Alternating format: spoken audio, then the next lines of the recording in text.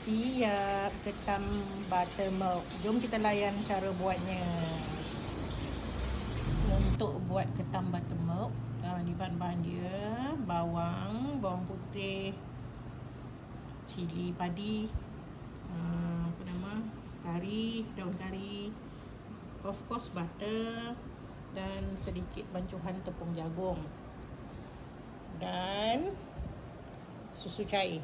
Masukkan butter, masukkan semua bawang, cili api, bawang putih tadi tumis dengan daun kari. Okey, kacau-kacau. Okey, bila bawang dah layu, masukkan susu.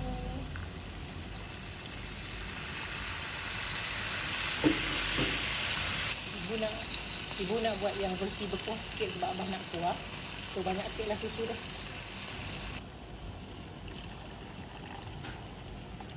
Ini tak boleh kering. Okey, masukkan serbuk perasa, garam, gula sedikit. Ni tadi ibu dah masukkan air tepung jagung tu, so dia dah likat sikit So sekejap lagi ibu akan ambil kuah ni dalam separuh dan tinggalkan separuh untuk gaul dengan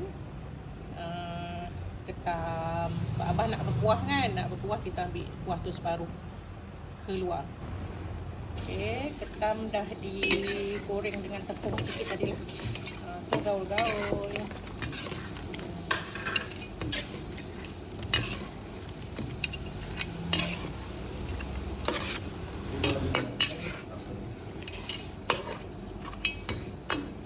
Gaul-gaul. Siap.